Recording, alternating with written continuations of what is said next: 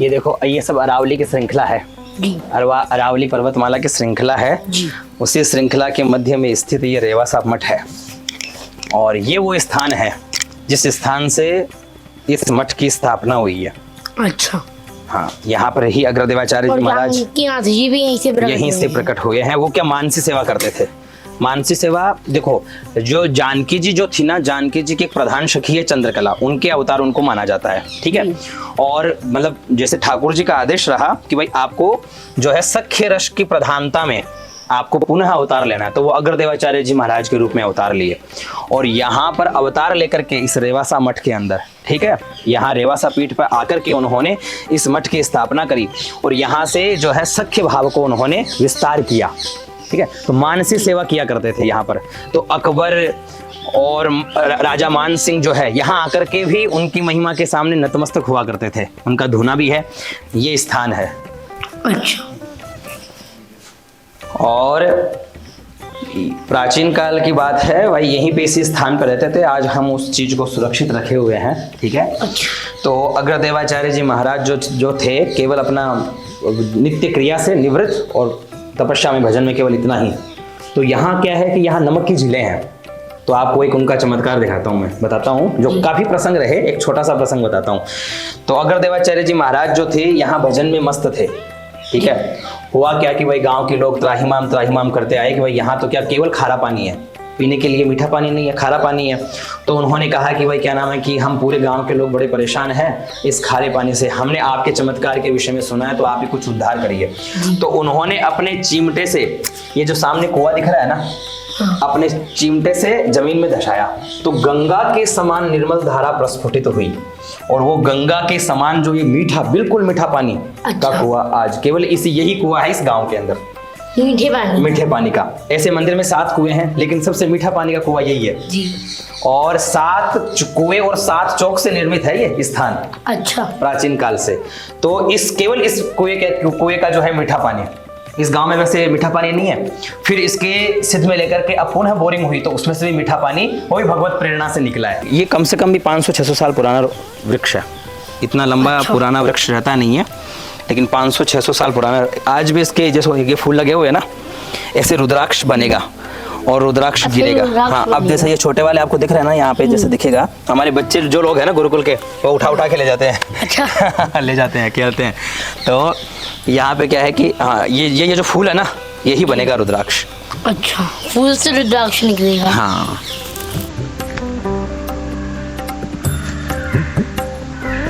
राजेंद्र दास जी भी अपनी कथा के अंदर जो है ना, हाँ उस जी। प्रसंग को उद्धृत करते हैं। जी। अभी कुछ समय पहले की बात है, वर्तमान जो महाराज जी है ना, जी। वो तो नित्य भगवान के होने का अनुभव करते ही हैं, ठीक जी। है। और लेकिन उनके एक जो मित्र थे, जी। सखा थे बचपन के, राजेंद्र दास जी के। हाँ, राजेंद्र दास जी के और अपने महाराज जी के, ठीक है। वो सखा यहाँ पर आए थे रेवासा मठ में कुछ पुस्तक को लिखने के लिए। तो कि एकांत स्थल है ना ये, तो यहाँ पर ही अपना रह करके, ऊपर रह करके और किताब का, पुस्तक का जो है इत्यादि किया करते थे, ठीक है। जी। तो रात्रि में उनको क्या हुआ कि जानकी जी के होने का अनुभव होता। अच्छा। हाँ, और उनकी जो पायल थी वो छम छम छम ऐसे सुरम्य जो है उनको श्रवण करने को मिलती। तो एक दिन उनके मुख से ये निकल गया, महाराज जी को ये बोल दिया उन्होंने कि महाराज जी, लगता है यहाँ पे कोई चुड़ैल रहती है। महाराज जी ने तुरंत उनके मुख के ऊपर हाथ रखा कि प्रभु, ये आपने क्या कहा? कि आप तो बड़े भाग्यशाली है जो जानकी जी के आपके होने का मतलब उन्होंने प्रमाण प्रदान किया, और आपने ये क्या मुख से, अब आपको आज के बाद दर्शन नहीं होंगे। बहुत रोए वो, और बहुत उन्होंने यहाँ पर रह करके काफी प्रयास किया कि मुझे अब तो कैसे भी दर्शन हो जाए, कैसे भी उनका अनुभव हो जाए। एक दिन भी उनको अनुभव नहीं हुआ। फिर बड़ा पश्चाताप किए, खूब विलाप किए, और अब तो उनका जो है भगवान की कृपा से जानकी जी में ही उनका शरीर विलीन हो गया। ये है जानकी रसोई। जी। और इस जानकीनाथ वेद विद्यालय की जो ये रेवासा मठ है, इस मठ की जो ये रसोई है, यहाँ पर प्रतिदिन 200 से 250 लोग जो है भोजन करते हैं। प्रतिदिन यानी एक समय में, तो आप एक दिन का मानिए कम से कम 500-700 लोग भोजन का यहाँ पर निर्माण होता है।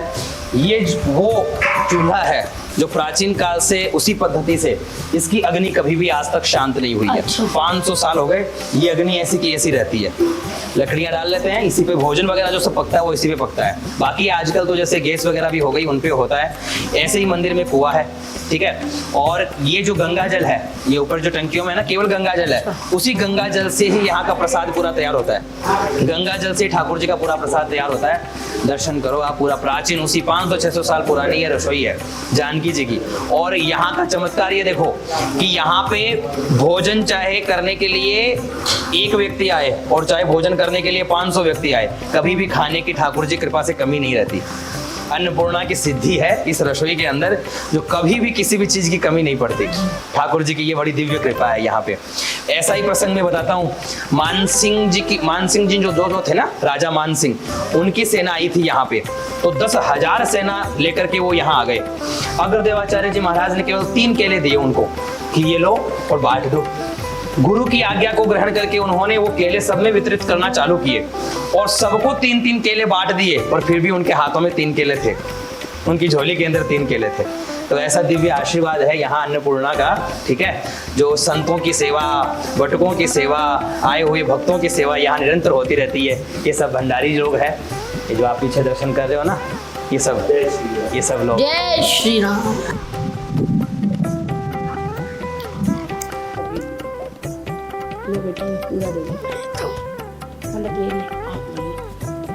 अभी हम लोग जा रहे हैं श्री जानकीनाथ वेद विद्यालय में, ठीक है। जानकीनाथ वेद विद्यालय में, इस परिसर में महाराज जी, गुरुजी महाराज जी के द्वारा एक गुरुकुल यहाँ संचालित है। अग्रदेवाचार्य जी, हाँ, उन्हीं के परंपरा के जो रहे अभी वर्तमान पीठाधीश्वर जो है ना, डॉक्टर स्वामी श्री राघवाचार्य जी महाराज, उनके द्वारा संचालित ये गुरुकुल है, ठीक है। ये गुरुकुल शिक्षा मंत्रालय के माध्यम से चलता है, ठीक है। और 100 विद्यार्थी अभी वर्तमान में यहाँ पर है। सामवेद, ऋग्वेद और यजुर्वेद, तीनों वेदों का यहाँ सस्वर अध्ययन होता है।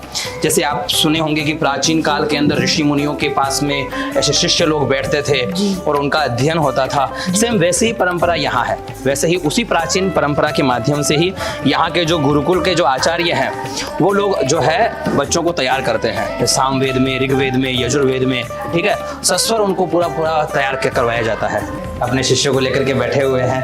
अब एक बढ़िया सी ऋचा सुनाओ आप, अच्छी सी सुंदर सी ऋचा है ना ऋग्वेद की, ठीक है। अग्नि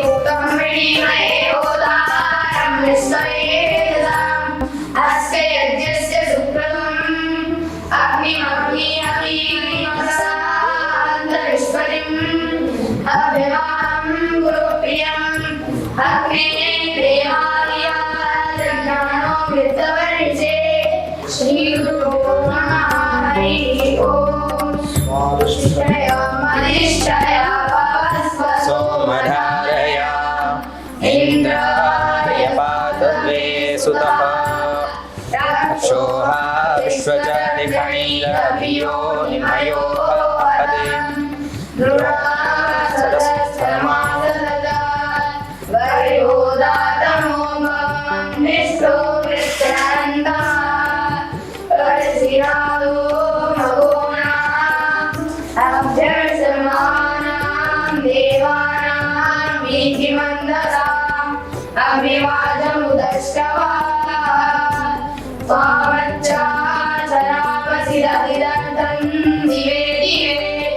ठीक है ना। वो जिस लक्षणों से सुशोभित है वो लक्षण सारे इनके अंदर विद्यमान है। ठीक है, तो देशी गाय की जो नस्ल होती है ना वो पूरी वेद लक्षणा गौ माता की वो नस्ल है। देखो क्या कृपा है ठाकुर जी की।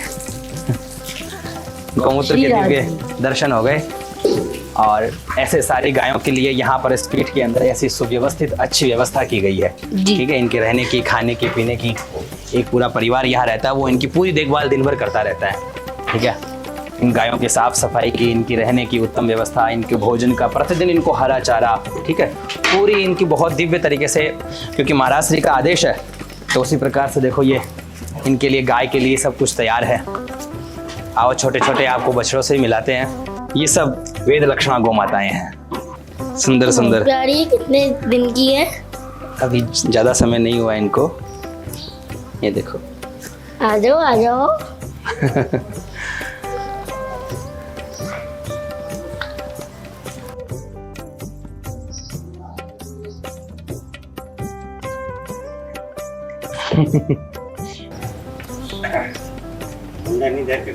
यहाँ पर पांडुलिपियां भी विद्यमान हैं। जैसे प्राचीन काल में ऋषि मुनि जो लिखते थे ना, ताम्र पत्र पर ऐसे इत्यादि पर लिखते थे, वो आज भी विद्यमान है, वो मंत्र वगैरह, वो श्लोक वगैरह। और सबसे अच्छी बात बताएं, अभी राम मंदिर का जो निर्माण हुआ है, जो निर्णय हुआ है, राम भद्राचार्य जी ने जो यहाँ पर जो प्रमाण प्रस्तुत किए हैं, तो रेवासा पीठ से 1 कार्टून भर के पुस्तकें मैंने स्वयं ने भेजी है। अरे वाह। यहाँ से जो प्रमाण की पुस्तकें थी ना, वो हमने यहाँ से भेजी है। और फिर उनके पास में भी जो थी वो सबका प्रमाण बना करके उन्होंने जो विद्यमान किया है। और राम भद्राचार्य जी जो है, रेवासा महाराज जी जो है ना, राघवाचार्य जी महाराज जो है, उनके बहुत अच्छे मित्र हैं। उनको अपना आपस में जो है गुरु भाई बोलते हैं एक दूसरे को। अच्छा। तो वो पुस्तकें हैं यहाँ पर सारी, देखो हर विषय विद्यमान है। जैसे यहाँ पर इसमें आपको सारे उपनिषद है ना, ये जो है इसमें सारे वेद है। ठीक है, अपने देखो जितने भी वेद है, देखो ऋग्वेद, यजुर्वेद, सामवेद, अथर्ववेद, उनकी शाखाएं, ठीक है, शतपथ, ब्राह्मण इत्यादि सब कुछ यहाँ उपनिषद आ गए। यहाँ पर सारे वेदांग आ गए, जितने भी वेदांग है। ठीक है, ऐसे ही आगे सब कुछ वर्णन है इनके अंदर। ये आयुर्वेद का पूरा आयुर्वेद, ठीक है, जितना आयुर्वेद। हाँ, जैसे बड़े बड़े आयुर्वेद के अंदर बड़े बड़े संत हुए, चरक को देख लो, है ना, ये षड दर्शन है हमारे। ठीक है, हाँ, ये पुराण, जितने भी पुराण है हमारे, है ना, देखिए यहाँ पर मैं आपको दिखाता हूँ। यहाँ पे तो सारे आगे संक्षिप्त भविष्य पुराण, मत्स्य पुराण, अग्नि पुराण, स्कंद पुराण, सारे के सारे पुराण आ गए। जितने पुराण हैं सब पुराणों को यहाँ पर, हाँ, भागवत पुराण का है, सब भागवत जी भी है। श्रीमद् भागवत महापुराण टीका है ये। तो ये श्रीधरी वंशीधरी टीका है ना। दो आचार्य हुए हमारे। जैसे वर्तमान में जो हम टीका पढ़ते हैं ना, वो श्रीधरी टीका है। श्रीधर जी की जो टीका है वो बड़ी विख्यात टीका है। ये सब भागवत महापुराण इत्यादि पुस्तकें आ गई। ये रामानंद संप्रदाय जो है उस संप्रदाय का पूरी पुस्तकें आ गई इसके अंदर। आनंद भाष्य इत्यादि है, स्मृति ग्रंथ इत्यादि है ना। श्री राम तपोपनिषद जो है वो है, हाँ, रामानंद संप्रदाय की सारी की सारी आ गई पुस्तकें। ऐसे ही जितने भी और देखो, या आध्यात्मिक व धार्मिक जितनी भी है ना, काशी की पांडित्य परंपरा, आप लोग जितनी भी पुस्तकें हैं हमारे सनातन धर्म की, जो भी चीजें हैं वो सब यहाँ आपको विद्यमान मिलेगी। बहुत सब का संकलन है यहाँ पे। ऐसा प्राचीन पुस्तकालय एक और भी है। ठीक है, अभी इसको नए में हम जितनी, अब ये कल्याण के जितने भी अंक है आज तक के सारे अंकों को भी यहाँ पर हमने सुरक्षित रखा है, कल्याण के अंक। और ये जो आपको दिख रहे हैं ये सब पांडुलिपियां हैं। ये सब पांडुलिपियां हैं। हाँ,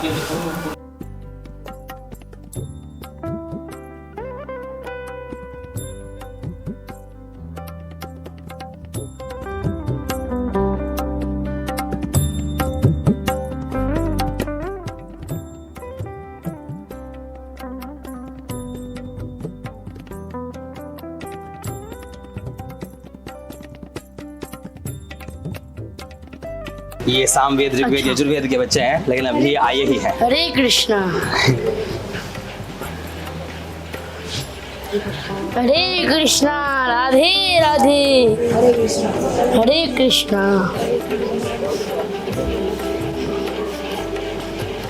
जय जय श्री राम। जय श्री राम। हरे कृष्णा, हरे कृष्णा, हरि बोल। हरि बोल। अक्सर हमारे बड़े हमें कहते हैं, आपके दोस्त कौन हैं, आप किन लोगों के साथ उठते बैठते हैं, क्योंकि इसका हमारे जीवन में बहुत प्रभाव पड़ता है। आप लोग गुरुकुल में हैं, आपको अच्छी संगत मिली हुई है, अच्छे गुरु मिले हुए हैं, इसे सत्संग कहते हैं। अगर आप गलत दोस्तों के साथ होते तो उसे कुसंग कहते हैं।